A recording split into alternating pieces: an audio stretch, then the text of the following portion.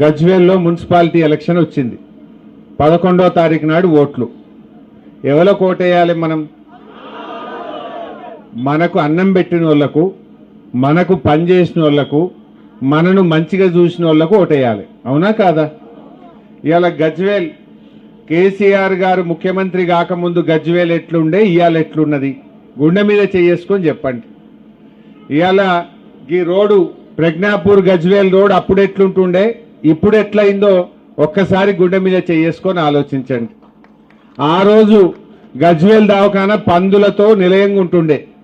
ఇవాళ గజ్వేల్ దవాఖానా ఎంత ముద్దుగా అయిందో, పేదలకు సేవలు ఎట్లా అందుతున్నాయో మీరే ఒక్కసారి గుండె మీద చేసుకొని ఆలోచించండి. గజ్వేల్లో అండర్ గ్రౌండ్ డ్రైనేజీ కావచ్చు. ఎందుకు మా అక్క చెల్లెళ్ళు బతుకమ్మలు వేయాలంటే ఊర చెరువు అప్పుడెట్లుండే, ఇప్పుడు ఊర చెరువు ఎట్లయిందో మీకు తెలియదా? ఆడ గజ్వేల్ల పాండవుల చెరువు అప్పుడెట్లుండనో ఇప్పుడు ఎట్లయిందో మీకు తెలియదా? నేను చెప్పాలనా? గజ్వేల్కు రైలు తెచ్చింది ఎవరు? గజ్వేల్కు ఆర్డీఓ ఆఫీస్ తెచ్చింది ఎవరు? గజ్వేల్కు 250 పడకల దవాఖానా తెచ్చింది ఎవరు? ఇట్లా చెప్పుకుంటూ పోతే చాలా పనులు జరిగినాయి. మరి అలా మీ అందరికీ నేను చెప్పడం కంటే మీకే ఎక్కువ తెలుసు. ఆడవిళ్ళ పెళ్లికి కళ్యాణ లక్ష్మి పథకం తెచ్చింది కేసీఆరా కాదా? అంతకుముందు కాంగ్రెస్ వాడు ₹1 ఇచ్చినా? షాదీ ముబారక్, కళ్యాణ లక్ష్మి. ఏ పేదింటి ఆడపిల్ల పెళ్లి పెట్టుకున్నా ₹1,116 మన కేసీఆర్ మన ఇంటికి పంపిండు. కాంగ్రెస్ వాళ్ళు ఏమన్నారు? ఆడవిళ్ళంతా కేసీఆర్ దిక్కే ఉన్నారని ఇక నేను తులం బంగారం కలుపుతా అన్నాడు. కలిపిండా? ఆనాడు 80,000 ఉన్న తులం రేవంత్ రెడ్డి వచ్చినాక 1,60,000 అయింది. అయిందా లేదా? బంగారమే తీయలే కానీ ధర మాత్రం డబుల్ అయిపోయింది. అయిందా లేదా? పోనీ ఆ 1,116 చక్కగిత్తుండా అంటే పిల్ల పుట్టినా చెక్కత్తలేదు.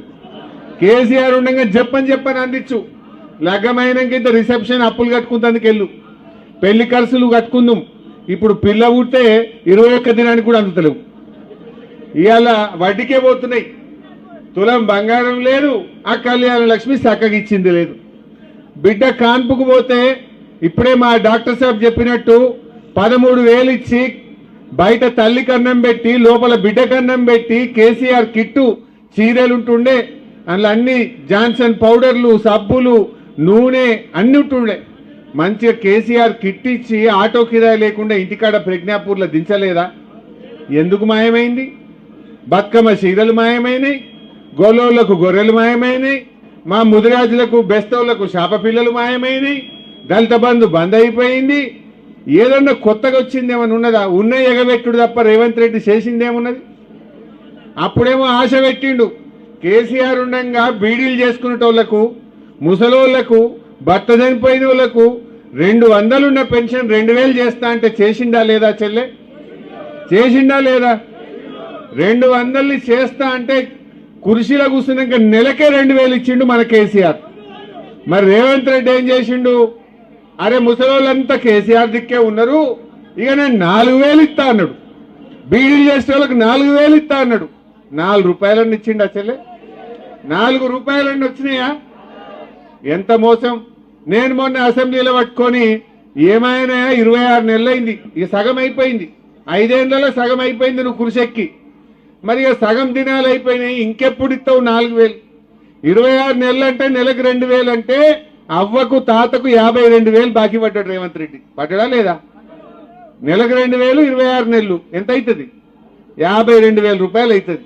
మరి ఆ 52,000 బాకీ పడ్డావు, ఇంకెప్పుడు ఇస్తావు 4,000 పింఛను అని అడిగిన. దానికి సమాధానం లేదు. అక్క చెల్లెలకు మహాలక్ష్మి అన్నాడు, నెలకు 2,500 జీతం పడ్డట్టు బ్యాంకులు వేస్తా అన్నాడు. పడ్డదా ఏ అక్క కన్నా చెల్లె కన్నా? వచ్చినాయా 2,500? రాలే. ఏమన్నంటే బస్ ఇచ్చిన ఫ్రీగా అంటాడు. ఆడోళ్ళకు ఫ్రీ అన్నాడు, మగవాళ్ళకు డబుల్ టికెట్ కొట్టిండు. ఆడోళ్ళకు ఫ్రీ, మగవాళ్ళకు ₹10 టికెట్ని 20 చేసిండు.